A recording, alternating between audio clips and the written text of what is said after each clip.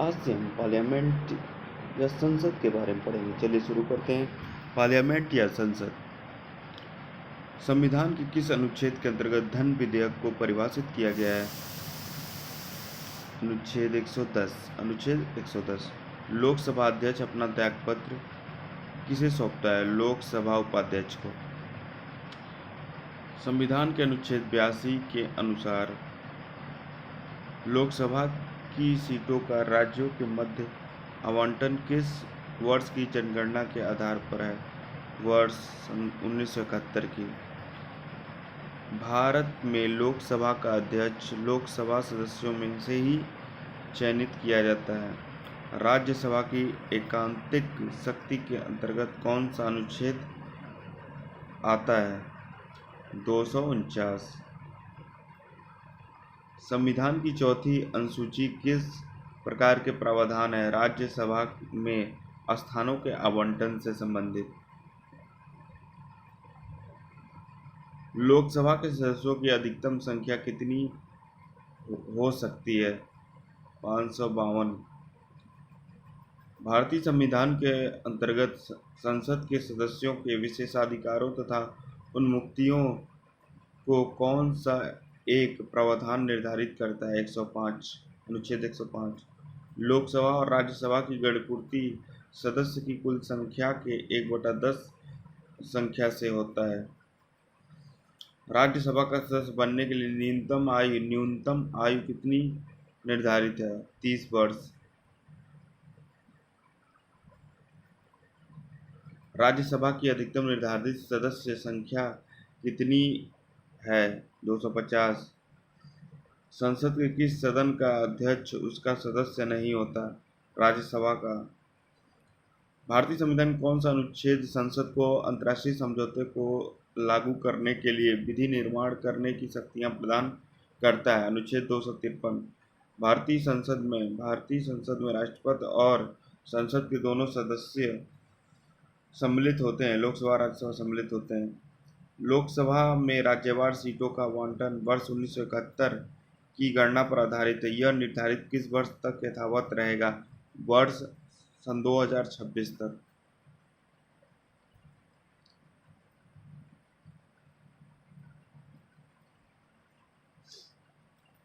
संसद से संबंधित अनुच्छेद। संसद से संबंधित कुछ विषय वस्तु।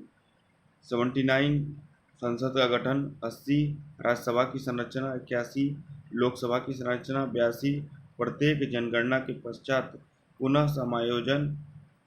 83 संसद के सदस्यों की अवधि। 84 संसद की सदस्यता के लिए अर्हता।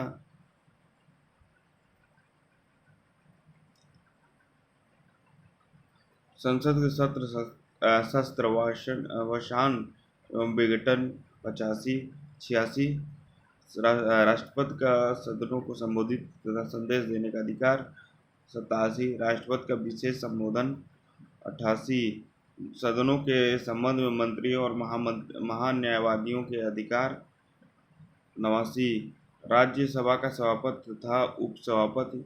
90 राज्यसभा के उपसभापति के पद की रिक्त त्यागपत्र तथा पद से हटाया जाना।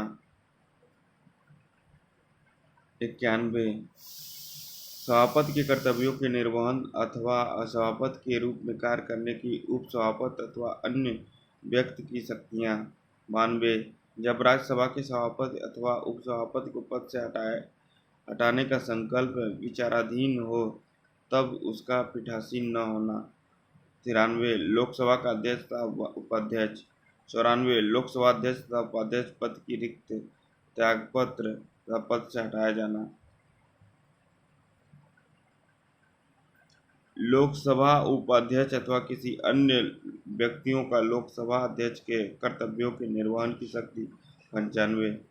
96 जब लोकसभा अध्यक्ष अथवा उपाध्यक्ष को पद से हटाए जाने का संकल्प विचाराधीन हो तब उसका पीठासीन न होना। 97 सभापति तथा उपसभापति का अध्यक्ष व उपाध्यक्ष के वेतन भत्ते। 98 संसद का सचिवालय। 99 सदस्यों द्वारा शपथ या प्रतिज्ञा। 100 दोनों सदनों में मतदान। रिक्तियों के होते हुए भी सदनों की कार्य करने की शक्ति तथा गढ़पूर्ति। 101 रिक्त स्थानों का रिक्त होना। 102 संसद के सदस्यों के लिए नियर्ताएं। 103 सदस्यों की अयोग्यता से संबंधित प्रश्नों का पर निर्णय। 104 अनुच्छेद 99 के अंतर्गत शपथ लेने या प्रतिज्ञा करने से पहले अहर्त न होते हुए अथवा निर्रहित किए जाने पर भी सदन में बैठने तथा मतदान करने पर दंड। भारतीय निर्वाचन आयोग संसद तथा विधानमंडल दोनों के चुनाव के लिए उत्तरदायित्व है।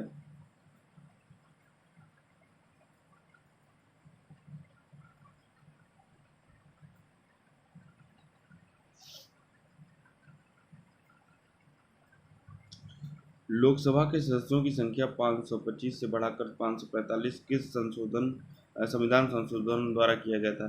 31वें संविधान संशोधन द्वारा। लोकसभा को कार्यकाल पूरा होने के पहले किसके द्वारा भंग किया जा सकता है? प्रधानमंत्री की अनुशंसा पर राष्ट्रपति द्वारा। किस राज्य में लोकसभा में अनुसूचित जनजातियों के लिए सर्वाधिक सीटें आरक्षित हैं? मध्य प्रदेश। 6 लोकसभा का कार्यकाल आपातकाल की घोषणा के दौरान एक बार में 1 वर्ष के लिए बढ़ाया जा सकता है।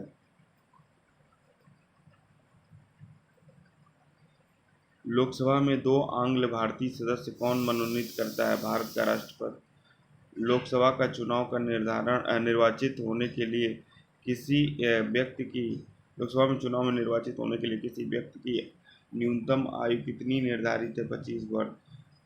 126वें संविधान संशोधन विधेयक सन 2019 द्वारा लोकसभा और राज्यसभा विधानसभा में अनुसूचित जातियों एवं जनजातियों के लिए आरक्षण की अवधि 10 वर्ष के लिए बढ़ा दी गई है तथा एंग्लो इंडियन समुदाय की 2 सीटों के मनोनयन के प्रावधान को स्थगित कर दिया गया है। लोकसभा के वर्तमान सदस्य संख्या 545 है। लोकसभा और राज्यसभा में सर्वाधिक प्रतिनिधित्व भारत के किस राज्य से आते हैं? उत्तर प्रदेश। लोकसभा में 80, राज्यसभा में 31। उत्तर प्रदेश के पश्चात लोकसभा में सर्वाधिक सीटें किस राज्य में हैं? महाराष्ट्र में 48 सीटें। राज्यसभा एक अस्थायी सदस्य है क्योंकि इसे विघटित या समाप्त नहीं किया जा सकता। क्षेत्रफल की दृष्टि से सबसे बड़ा लोकसभा निर्वाचन क्षेत्र कौन सा है? लद्दाख।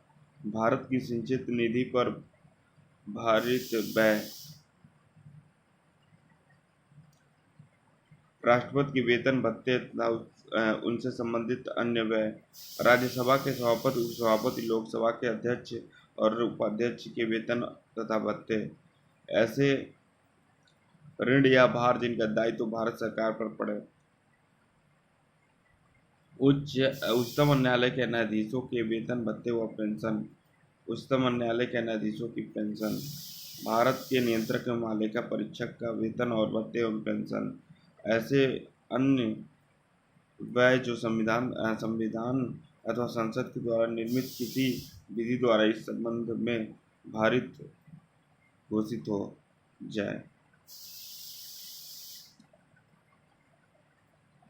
परिसीमन के पश्चात उत्तर प्रदेश में मतदाताओं की संख्या की दृष्टि से सबसे बड़ा लोकसभा क्षेत्र कौन सा है?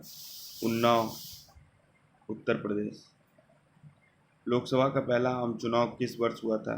25 अक्टूबर 1951 से 21 फरवरी 1952 तक के मध्य।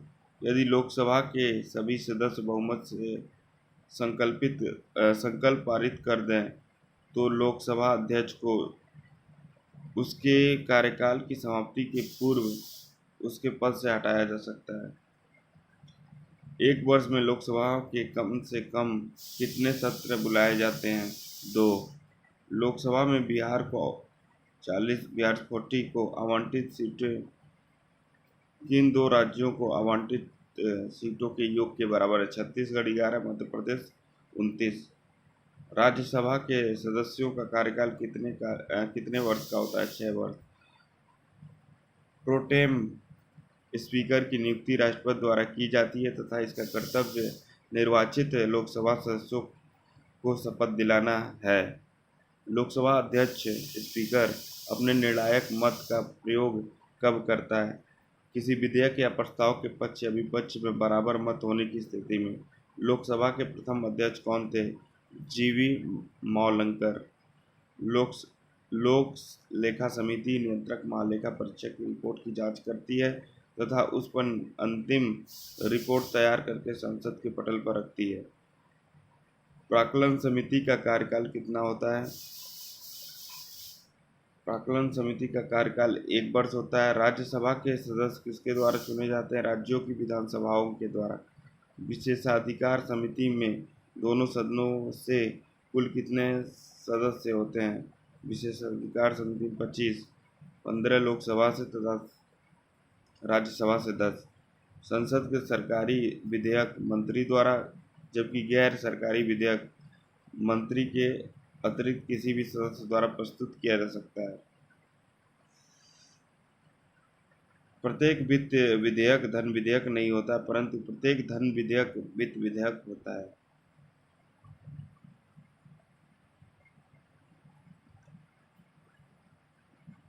राष्ट्रपति द्वारा राज्यसभा में कितने सदस्य मनोनीत किए जाते हैं? 12।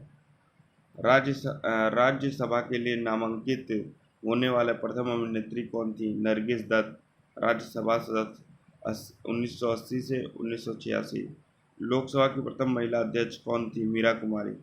4 जून सन 2009 से 4 जून सन 2014 तक। राज्य विधानसभा में कोई भी धन विधेयक राज्य के राज्यपाल की संस्तुति के बिना या अनुमति के बिना प्रस्तुत नहीं किया जा सकता। वे प्रथम लोकसभा अध्यक्ष कौन थे जिनके विरुद्ध लोकसभा में अविश्वास प्रस्ताव नो कॉन्फिडेंस मोशन लाया गया था? जीवी मौलंकर। लोकसभा का सचिवालय किसके नियंत्रण में होता है? लोकसभा अध्यक्ष। भारतीय राजनीति व्यवस्था में कौन सर्वोच्च है? संविधान। भारत की सिंचित निधि पर कौन सा व्यय भारित नहीं होता? भारत के प्रधानमंत्री के वेतन भत्ते।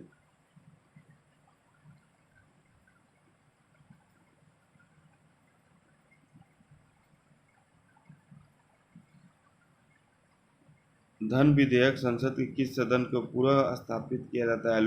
केवल लोकसभा में। धन विधेयक राज्य विधानमंडल के किस सदन में प्रस्तुत किया जा सकता है?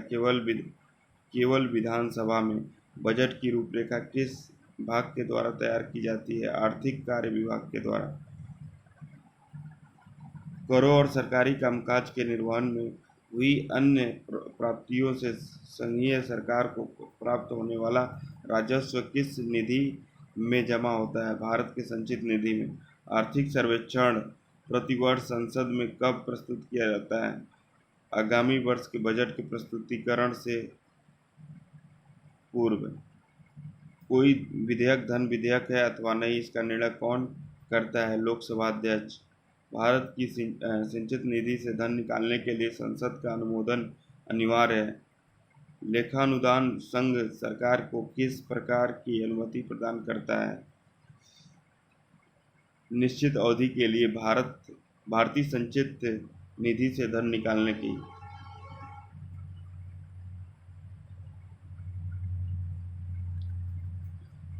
साधारण विधेयक एवं धन विधेयक में तुलना। साधारण विधेयक ऑर्डिनरी बिल, धन विधेयक मनी बिल। इसे लोकसभा तथा राज्यसभा में कहीं भी प्रस्तुत किया जा सकता है। धन विधेयक को केवल लोकसभा में प्रस्तुत किया जा सकता है। इसे मंत्री तथा गैर सरकारी सदस्य दोनों द्वारा प्रस्तुत किया जाता है। इसे केवल सरकार के किसी मंत्री द्वारा प्रस्तुत किया जा सकता है। इसे संसद में प्रस्तुत करने से पूर्व राष्ट्रपति की अनुमति आवश्यक नहीं है। इसे संसद में प्रस्तुत करने की संस्तुति से पूर्व स्थापित किया जा सकता है।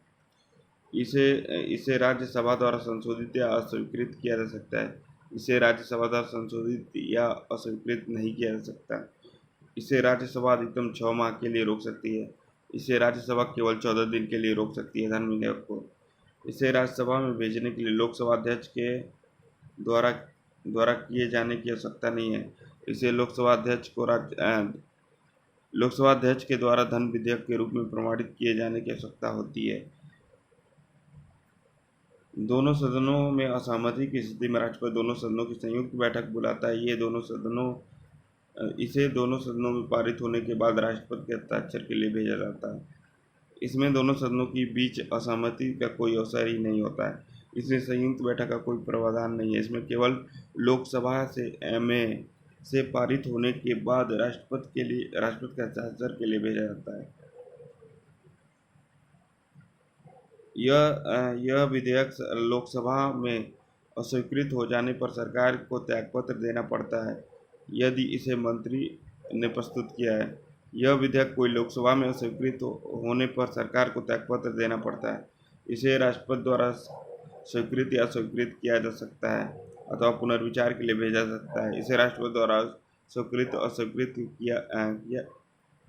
किया जा सकता है, परंतु पुनर्विचार के लिए नहीं लौटाया जा सकता है। धन विधेयक एवं संविधान संशोधन विधेयक के संबंध में दोनों सदनों की संयुक्त बैठक नहीं बुलाई जाती है। तो ये चीज़ इम्पोर्टेंट है, याद रखिएगा। धन विधेयक व संविधान संशोधन विधेयक के संबंध में दोनों सदनों की संयुक्त बैठक नहीं बुलाई जाती।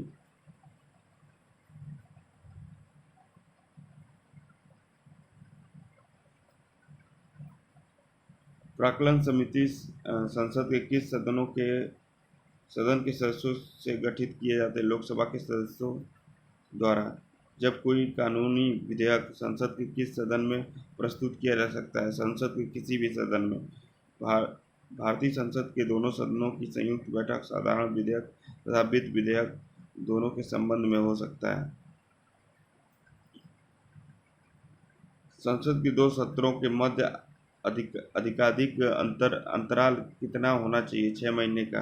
अकस्मातिक निधि को राष्ट्रपति कैसे व्यय कर सकता है बिना संसदीय स्वीकृति के?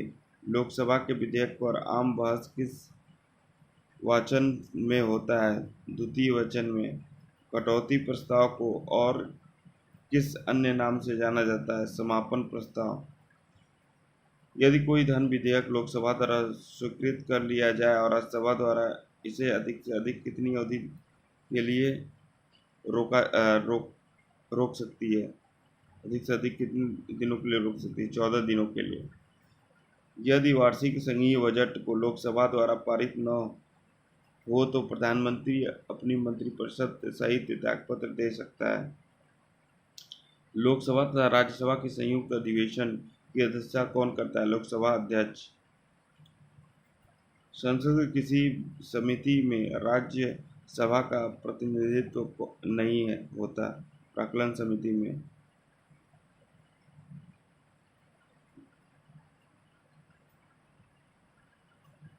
अंतर्राष्ट्रीय संधियों को भारत के किसी भाग अथवा संपूर्ण भारत में लागू करने के लिए संसद कोई भी कानून बना सकता है बिना किसी राज्य की सहमति से। संसद को लोक लेखा समिति का प्रमुख कार्य शासन के वित्तीय लेखा तथा विनियमन तथा नियंत्रक महालेखा परीक्षक की रिपोर्ट का परीक्षण करता है। भारतीय संसद किसके माध्यम से प्रशासन पर नियंत्रण करती है? संसदीय समिति के माध्यम से। लोक लेखा समिति में कुल 22 सदस्य होते हैं, जिसमें से 15 लोकसभा से 7 राज्यसभा से।